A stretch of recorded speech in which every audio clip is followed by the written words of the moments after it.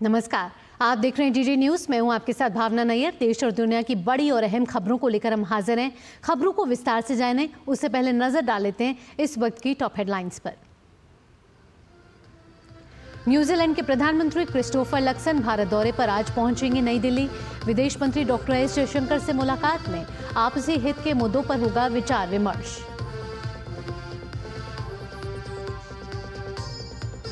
Lakes Fridman के साथ प्रधानमंत्री मोदी का एआई पॉडकास्ट साक्षात्कार आज शाम होगा प्रसारित। हिमालय में बताए गए समय और सार्वजनिक जीवन समेत कई मुद्दों का जिक्र।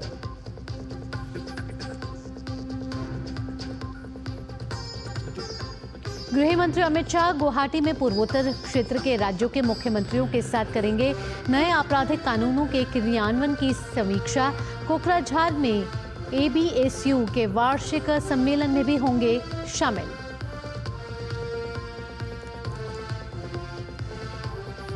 अमेरिका में तूफान ने मचाई तबाही, अब तक 26 लोगों की मौत। लोगों को सबसे अधिक प्रभावित मिसौरी प्रांत छोड़ने की सलाह।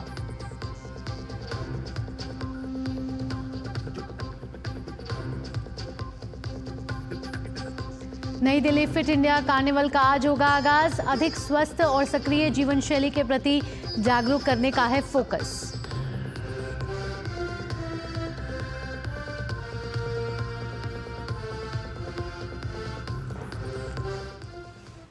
और अब खबरें विस्तार से। प्रधानमंत्री नरेंद्र मोदी के निमंत्रण पर न्यूजीलैंड के प्रधानमंत्री क्रिस्टोफर लक्सन आधिकारिक भारत यात्रा पर आज दिल्ली पहुंच रहे हैं। प्रधानमंत्री का पदभार संभालने के बाद क्रिस्टोफर लक्सन की ये पहली भारत यात्रा है। न्यूजीलैंड के प्रधानमंत्री आज विदेश मंत्री डॉक्टर एस जयशंकर से मुलाकात करेंगे। न्यूजीलैंड प्रधानमंत्री के साथ इस यात्रा में कुछ स्तरीय प्रतिनिधिमंडल भी मौजूद रहेगा। इस प्रतिनिधिमंडल में मंत्री, वरिष्ठ अधिकारी, व्यवसायी, मीडिया प्रतिनिधि और न्यूजीलैंड में रह रहे प्रवासी भारतीय समुदाय के सदस्य शामिल होंगे। कल क्रिस्टोफर लक्सन प्रधानमंत्री नरेंद्र मोदी से मुलाकात करेंगे। मुलाकात के दौरान दोनों के बीच भारत न्यूजीलैंड संबंधों के विभिन्न पहलुओं पर विचार विमर्श होगा। प्रधानमंत्री क्रिस्टोफर लक्सन 17 मार्च को नई दिल्ली में मुख्य अतिथि के रूप में 10वीं रायसीना वार्ता 2025 के उद्घाटन सत्र में शामिल होंगे और प्रमुख संबोधन देंगे। न्यूजीलैंड के प्रधानमंत्री राष्ट्रपति द्रौपदी मुर्मू से भी मुलाकात करेंगे। न्यूजीलैंड के प्रधानमंत्री 19 और 20 मार्च को मुंबई में भारतीय उद्योग जगत के दिग्गजों और विभिन्न क्षेत्रों के प्रतिनिधियों से मुलाकात करेंगे। प्रधानमंत्री क्रिस्टोफर लक्सन की यह यात्रा भारत और न्यूजीलैंड के बीच सालों पुराने और स्थायी संबंधों को रेखांकित करती है। यह यात्रा सभी क्षेत्रों में द्विपक्षीय संबंधों को ज्यादा मजबूत करने और जन संबंधों में घनिष्ठता बढ़ाने के लिए दोनों देशों की निरंतर प्रतिबद्धता को दोहराती है। प्रधानमंत्री नरेंद्र मोदी ने लोगों से आज प्रसारित होने वाले लेक्स फ्रिडमैन के साथ बातचीत का अपना पॉडकास्ट साक्षात्कार सुनने का अनुरोध किया है। पीएम मोदी ने एक सोशल मीडिया पोस्ट में कहा है कि उनके लेक्स फ्रिडमैन के साथ बातचीत शानदार रही है। इस बातचीत में प्रधानमंत्री मोदी के बचपन, हिमालय में बताए गए वर्ष और सार्वजनिक जीवन समेत कई अन्य मुद्दों को शामिल किया गया है। केंद्रीय गृह मंत्री अमित शाह आज असम के गुवाहाटी में पूर्वोत्तर क्षेत्र के मुख्यमंत्रियों के साथ भारतीय न्याय संहिता की प्रगति की समीक्षा बैठक करेंगे। इसके अलावा वे कोकराझार जिले के दोतमा में all Bodo students union ABSU के 57वें वार्षिक सम्मेलन में भाग लेंगे और संबोधित करेंगे। दरअसल अमित शाह असम और मिजोरम की 3 दिवसीय यात्रा पर शुक्रवार शाम जोरहाट पहुंचे थे। अपनी यात्रा के दौरान अमित शाह ने असम के गोलाघाट जिले में शनिवार को लाचित बर्फुकंड पुलिस एकेडमी का उद्घाटन किया, जिसका पहला चरण 167.4 करोड़ रुपए की लागत से पूरा हो चुका है। वहीं पुलिस एकेडमी के दूसरे चरण, जिसकी लागत 425.48 करोड़ है, उसकी आधारशिला भी अमित शाह द्वारा रखी गई है। साथ ही आइजोल में असम राइफल्स और मिजोरम सरकार के बीच भूमि हस्तांतरण समारोह में भी गृह मंत्री ने हिस्सा लिया। बुलेटिन में आगे बढ़ते हैं। मुगल शासक औरंगजेब को लेकर महाराष्ट्र में चल रही सियासी बहस तेज हो गई है। शिवसेना उद्धव ठाकरे गुट के नेता संजय राउत ने महाराष्ट्र सरकार के कार्यकाल को औरंगजेब की तुलना की है। इस बयान ने राज्य की राजनीति में जुबानी जंग और तेज हो गई है और सत्ता पक्ष के दलों ने भी इस पर पलटवार किया है। भाजपा ने शिवसेना उद्धव ठाकरे गुट के नेता संजय राउत पर महाराष्ट्र सरकार के कार्यकाल को औरंगजेब के समय के से भी बदतर बताने पर तीखा हमला बोला है। भाजपा नेता केशव उपाध्ये ने राउत के बयान को राजनीतिक षड्यंत्र का हिस्सा बताया है। उन्होंने कहा कि शिवसेना के नेता अपनी पार्टी की नाकामियों को छिपाने के लिए इस तरह के बेबुनियाद आरोप लगा रहे हैं। इस देश में एक रिकॉर्ड किया गया है, वो उद्धव ठाकरे ने किया। हिंदू विरोधी सरकार, इसका अगर इतिहास लिखा जाएगा तो उसमें सबसे पहला नाम हिंदू विरोधी सरकार यानी उद्धव ठाकरे सरकार का था। उसी उद्धव ठाकरे जब मुख्यमंत्री थे तभी हिंदुओं की जो फेस्टिवल थे उस पर बैन लगाया गया था। हिंदू साधुओं की हत्या भी उसी समय की गई थी पब्लिक में। तो ये जो पूरा हम देखेंगे, जो 2.5 साल का उद्धव ठाकरे का जो कार्यकाल था मुख्यमंत्री करके, वो हिंदू विरोधी कार्यकाल। इसलिए उद्धव ठाकरे ये हिंदू विरोधी मुख्यमंत्री है, ये भूल गए शायद संजय राउत। भाजपा नेता कृष्णा हेगड़े ने संजय राउत के बयान की कड़ी निंदा की है। उन्होंने कहा कि महायुति सरकार राज्य के 13 करोड़ लोगों के आशीर्वाद से बनी है। महाराष्ट्र में भारतीय जनता पार्टी, शिवसेना और राष्ट्रवादी कांग्रेस की महायुति की सरकार महाराष्ट्र के 13 करोड़ जनता के आशीर्वाद से बनी है। और अगर संजय राउत जी उनके 13 करोड़ जनता के समझदारी पर, उनके विवेक पर प्रश्न चिन्ह लगाते हैं तो मुझे लगता है कि महाराष्ट्र की जनता उनको कभी माफ नहीं करेगी। मुगल शासक औरंगजेब को लेकर महाराष्ट्र में चल रही सियासी बहस थमने का नाम नहीं ले रही है। पिछले कुछ दिनों में औरंगजेब को लेकर अच्छा खासा सियासी संग्राम चल रहा है। यह पूरा सियासी संग्राम हाल ही में आई बॉलीवुड फिल्म छावा के आने के बाद शुरू हुआ। शिशिर शेलार की रिपोर्ट, डीडी न्यूज, मुंबई। पद्म पुरस्कार के लिए नामांकन और सिफारिशें कल से शुरू हो गई हैं। केंद्रीय गृह मंत्रालय ने एक बयान में कहा है कि गणतंत्र दिवस 2026 के अवसर पर घोषित किए जाने वाले पद्म पुरस्कारों के लिए नामांकन की अंतिम तिथि 31 जुलाई 2025 है। पद्म पुरस्कारों के लिए नामांकन और सिफारिशें केवल राष्ट्रीय पुरस्कार पोर्टल awards.gov.in पर ऑनलाइन प्राप्त की जाएंगी। भारत रत्न के बाद पद्म पुरस्कार, साथ ही पद्म विभूषण, पद्म भूषण और पद्मश्री देश के सर्वोच्च नागरिक पुरस्कारों में शामिल है। 1954 में स्थापित इन पुरस्कारों की घोषणा हर साल गणतंत्र दिवस के अवसर पर की जाती है। ये पुरस्कार विशिष्ट कार्य को मान्यता देने का प्रयास करता है और कला, साहित्य और शिक्षा, साथ ही खेल, चिकित्सा, सामाजिक कार्य, विज्ञान और इंजीनियरिंग, सार्वजनिक मामले, सिविल सेवा, व्यापार और उद्योग आदि जैसे सभी क्षेत्रों और विषयों में विशिष्ट और असाधारण उपलब्धियों और सेवा के लिए दिया जाता है।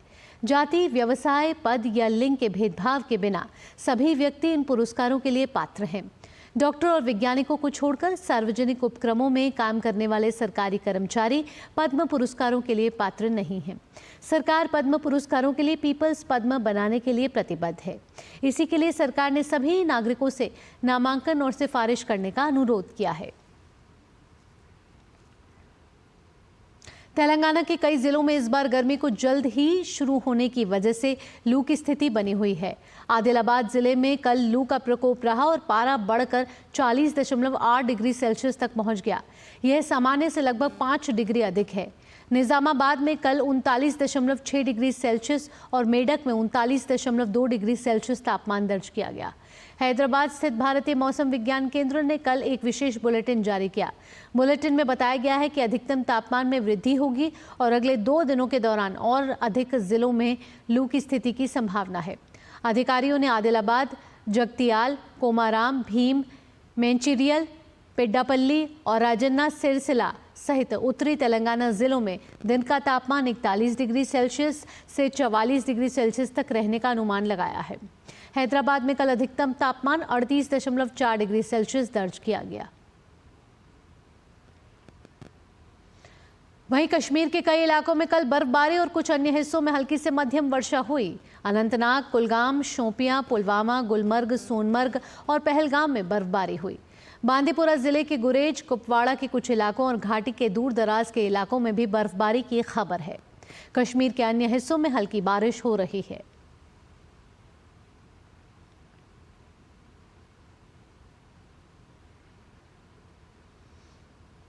अंतर्राष्ट्रीय खबरों का रुख कर लेते हैं। अमेरिका के राष्ट्रपति डोनाल्ड ट्रंप के आदेश के बाद अमेरिका ने यमन की राजधानी सना पर एक के बाद एक कई हवाई हमले किए हैं। इस हमले में 19 लोग मारे गए।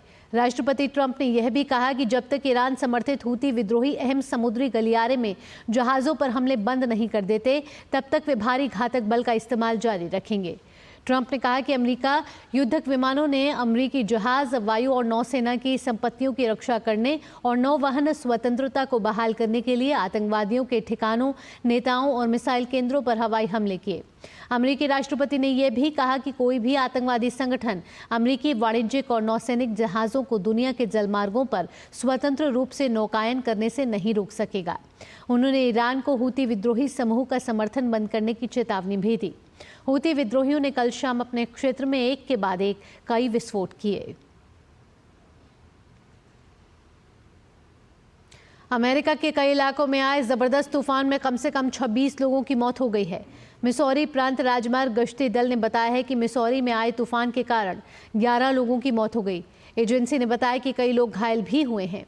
कंसास हाईवे पेट्रोल ने बताया कि शेरमैन काउंटी में धूल भरी आंधी के कारण हाईवे पर हुए एक हादसे में 8 लोगों की मौत हो गई। अरकासास के अधिकारियों ने कहा कि इंडिपेंडेंस काउंटी में 3 लोगों की मौत हो गई और 8 काउंटी में 29 अन्य घायल हो गए।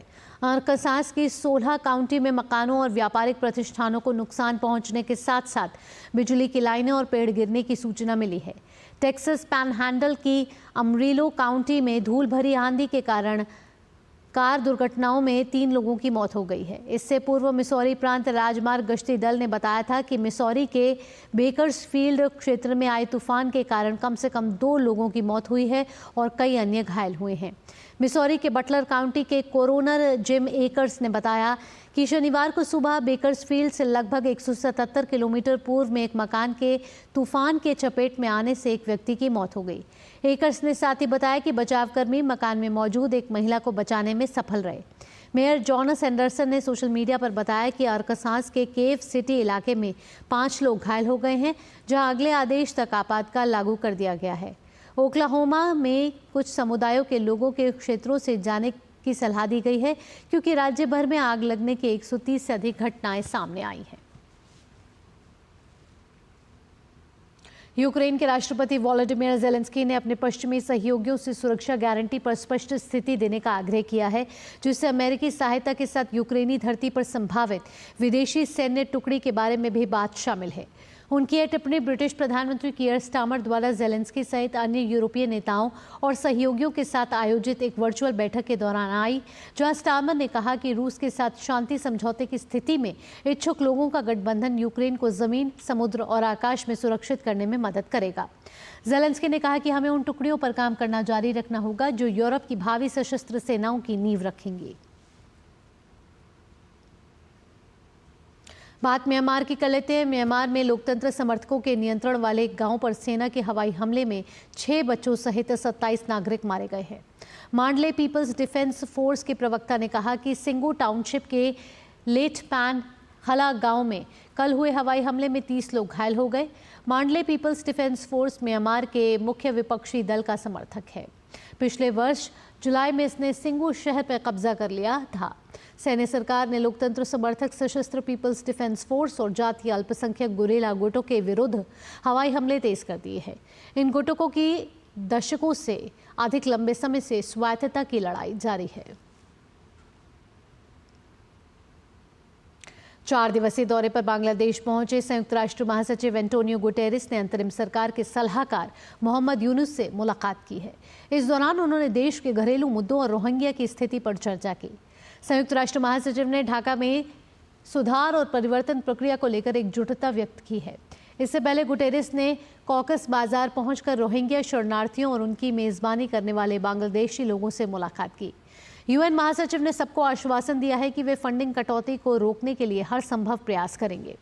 उन्होंने संयुक्त राष्ट्र और अंतर्राष्ट्रीय समुदाय के म्यांमार संघर्ष को न रोक पाने पर लोगों से माफी मांगी। इसके अलावा गुटेरेस ने 60,000 रोहिंग्या शरणार्थियों के साथ इफ्तार भी किया। युवा कार्यक्रम और खेल मंत्री डॉक्टर मनसुख मंडाविया आज नई दिल्ली के जवाहरलाल नेहरू स्टेडियम में फिट इंडिया कार्निवल का उद्घाटन करेंगे।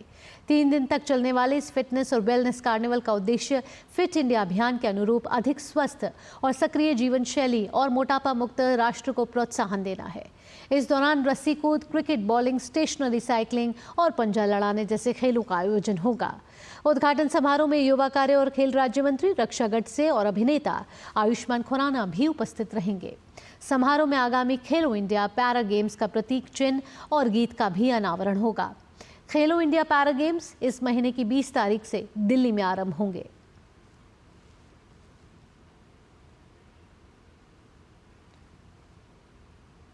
मुंबई इंडियंस ने विमेंस प्रीमियर लीग का खिताब जीत लिया। फाइनल मुकाबले में मुंबई इंडियंस ने दिल्ली कैपिटल्स को 8 रन से हरा दिया। मुंबई इंडियंस ने 3 सीजन में दूसरी बार WPL का खिताब जीता है। वहीं दिल्ली की टीम को लगातार तीसरी बार फाइनल में हार का सामना करना पड़ा है। मुंबई की टीम ने पहले बल्लेबाजी करते हुए 7 विकेट पर 149 रन बनाए। कप्तान हरमनप्रीत कौर ने टीम के लिए सर्वाधिक 66 रन की पारी खेली। जवाब में दिल्ली कैपिटल्स की टीम निर्धारित 20 ओवर में 9 विकेट पर 141 रन ही बना सकी। मुंबई की ओर से नैट स्काइवर ब्रंट ने 3 विकेट लिए। भारत के पब्लिक ब्रॉडकास्टर प्रसार भारती को हॉकी इंडिया द्वारा आयोजित हॉकी इंडिया वार्षिक पुरस्कार 2024 में अमूल्य योगदान के लिए जमनलाल शर्मा पुरस्कार से सम्मानित किया गया। शनिवार को नई दिल्ली में आयोजित एक भव्य समारोह में प्रसार भारती बोर्ड के अध्यक्ष नवनीत कुमार सहगल ने पुरस्कार ग्रहण किया। इस आयोजन में केंद्रीय संसदीय कार्य मंत्री किरण रिजिजू और हॉकी इंडिया के अध्यक्ष दिलीप तिर्की को भी पुरस्कार प्रदान किया गया। इस मौके पर प्रसार भारती बोर्ड के अध्यक्ष नवनीत सहगल ने कहा कि हॉकी को बढ़ावा देने में प्रसार भारती के OTT प्लेटफॉर्म वेव्स ने अहम योगदान दिया है।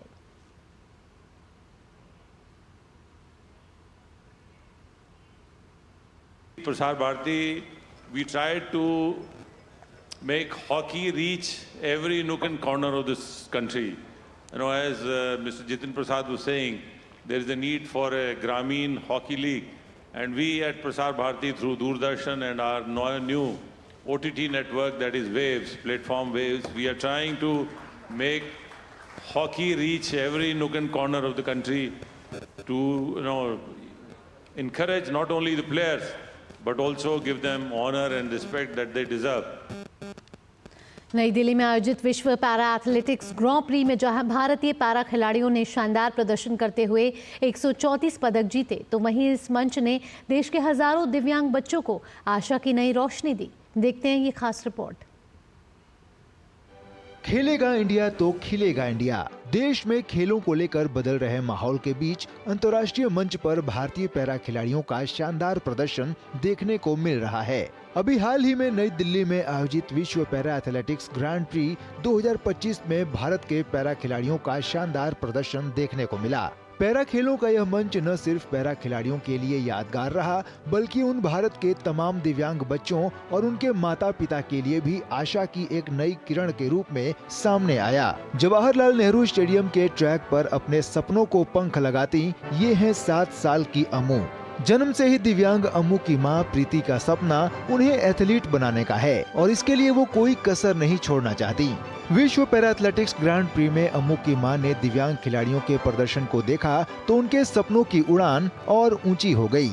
मैं भी अपने बच्चे को, मेरी बेटी है, मैं इसको पैरा गेम में डालना चाहती हूँ, इसलिए मैं यहाँ लेके आई एक बार देखने के लिए, नॉलेज मिले मुझे कि किस तरीके से यहाँ बच्चे का वर्क करते हैं, कैसे खेलते हैं। यहाँ ऐसे ऐसे जो विश्वास ही नहीं होता कुछ कर रहे हैं, मतलब किसी के पैर नहीं है, किसी के हाथ में इतनी प्रॉब्लम है, मतलब काफ़ी चीज़ें ऐसी देखने के लिए मिलती है, मतलब विश्वास ही नहीं हो रहा वो लोग कर रहे हैं। और मुझे भी थोड़ी उम्मीद जगी है कि हाँ ये भी कुछ कर सकती है। फिर भारतीय पैरालंपिक समिति के अध्यक्ष देवेंद्र झाझरिया भी मानते हैं कि मैदान पर खेल देखने आए दिव्यांग बच्चे कल खेलों में भारत का परचम लहराएंगे। कई दिव्यांग पहले से ही आ गए हैं कि हमें टूर्नामेंट देखना है। कुछ चेन्नई से आए हैं कि इंटरनेशनल टूर्नामेंट हमें देखना है। जब उनके अंदर क्रेज है देखने का, वो कल खेलेंगे भी। मैं बिहाफ ऑफ PCI प्रेसिडेंट बहुत खुश हूँ कि जो युवा है, जो डिफरेंटली एबल युवा है, वो अब स्पोर्ट्स की तरफ आना चाहता है, वो देश के लिए मेडल जीतना चाहता है। दिव्यांग खिलाड़ियों के जीवन को सुगम बनाने और उनके लिए काम करने वाली संस्था स्वयं की अध्यक्ष स्मीरू जिंदल ने भी प्रधानमंत्री मोदी के सुगम्य भारत अभियान को आगे ले जाने की बात करते हुए कहा कि अगर खिलाड़ियों के जीवन को सुगम बनाया जाए तो ये हर काम को कर सकते हैं। माननीय प्राइम मिनिस्टर जी ने एक अभियान शुरू किया है, सुगम्य भारत अभियान। उसके अंतर्गत ये चीज़ लोगों में जागरूकता फैली है कि सुगम्यता कितनी इम्पोर्टेंट चीज़ है और पैरा एथलीट्स के लिए ये एक जीवन जीने के लिए एक बहुत ही नॉर्मल चीज़ है। ये लग्जरी की बात नहीं है, एक जीवन को जीने की बात है। सरकार और गैर सरकारी संगठनों की भागीदारी के साथ पैरा खेलों में अप्रत्याशित बढ़ोतरी देखने को मिली है। जाहिर तौर पर विश्व पैरा एथलेटिक्स ग्रांड प्री जैसे मंच न सिर्फ खेलों के लिहाज से बल्कि खेलों में युवाओं की भागीदारी को बढ़ाने के लिहाज से भी उतने ही जरूरी हैं। सुशील कुमार की रिपोर्ट, डीडी न्यूज। रुकेंगे एक छोटे से ब्रेक के लिए, जल्द हाजिर होते हैं। एक ऐसा तबका जो रिटायरमेंट के बारे में आज भी बिल्कुल नहीं सोचता, वो है औरतें। औरतें कमा के भी वनरेबल हैं। सो एनपीएस एक इक्वालिटी ला रहा है, हम सब एक बराबर प्लेटफॉर्म पे हैं। अपने बेहतर कल को सुनिश्चित करने के लिए एनपीएस जरूरी है। जब धरती चीर कर निकलता है लोहे का पत्थर और मिलता है मोंगिया के जोश से, फिर तपता है, पिघलता है और बनता है फौलाद। अब होता है सरिया सारी खूबियों के साथ। मोंगिया स्टील, मजबूत देश का मजबूत सरिया। ब्रेक के बाद आपका स्वागत है। आगे बढ़ते हैं। इटली में चल रहे स्पेशल ओलंपिक शीतकालीन खेलों में भारतीय खिलाड़ी का ऐतिहासिक प्रदर्शन जारी है। स्पेशल ओलंपिक शीतकालीन खेलों में भारत की महिला टीम ने स्कीइंग और स्नो शूइंग में 2 पदक जीते हैं, तो वहीं पुरुष टीम ने कई पदक जीतकर अपना दबदबा बनाया है। देखिए ट्यूरिन से डीडी न्यूज संवाददाता नारायण सिंह की इस खास रिपोर्ट के जरिए।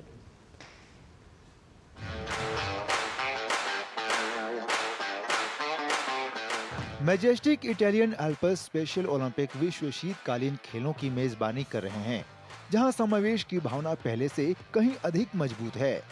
बर्फीले मैदान और ठंडी हवाओं के बीच कड़ी प्रतिस्पर्धा में भारत के विशेष एथलीट अपने शानदार प्रदर्शन के साथ इतिहास बना रहे हैं। भारतीय स्पेशल एथलीटों ने अल्पाइन स्कीइंग और स्नो शूइंग में अपने प्रदर्शन से हर किसी को प्रभावित किया है। महिला टीम ने अपनी ताकत और दृढ़ संकल्प का परिचय देते हुए स्नो शूइंग में 2 पदक जीते। विशेष ओलंपिक भारत के प्रतिनिधिमंडल के प्रमुख परीक्षित महदूदिया ने उनके समर्पण की प्रशंसा की। वहीं पदक विजेताओं ने भी अपनी जीत की खुशी व्यक्त की।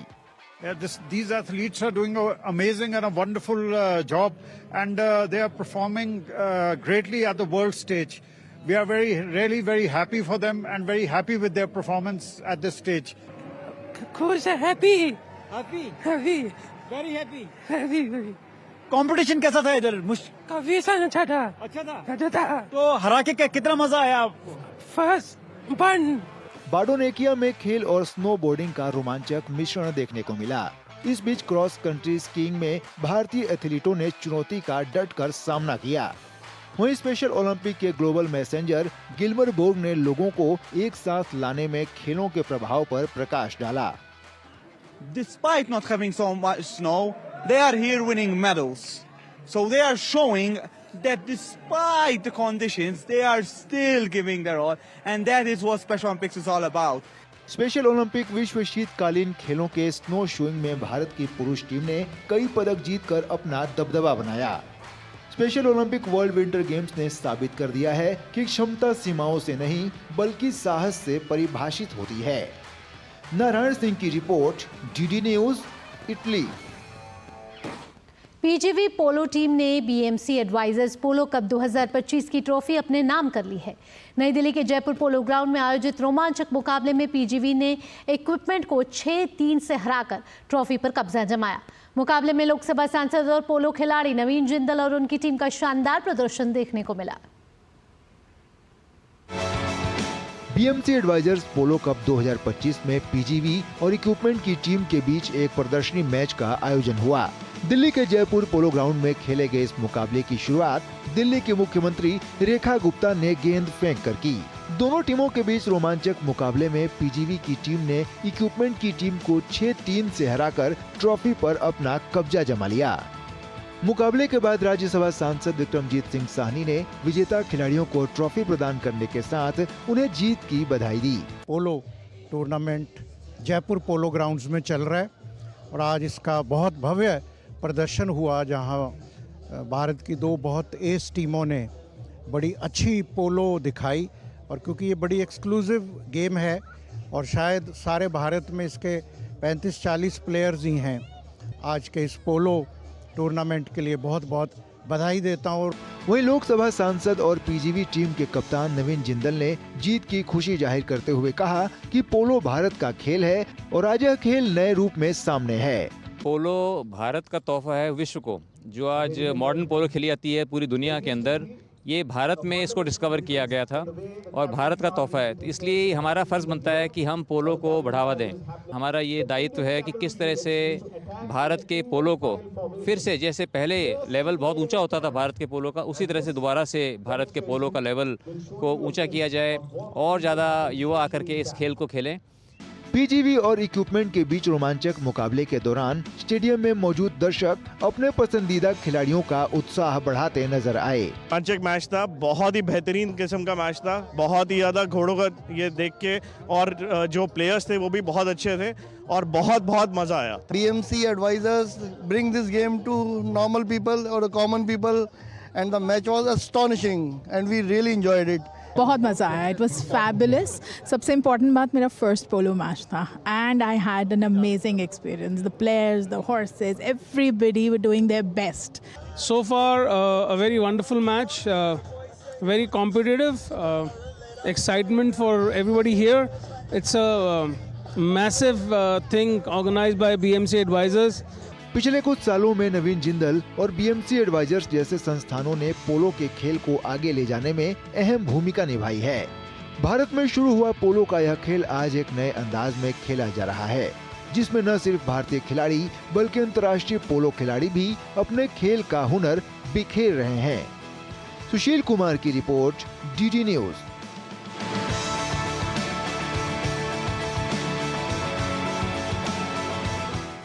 इस बुलेटिन में इतना ही। दीजिए अनुमति। नमस्कार।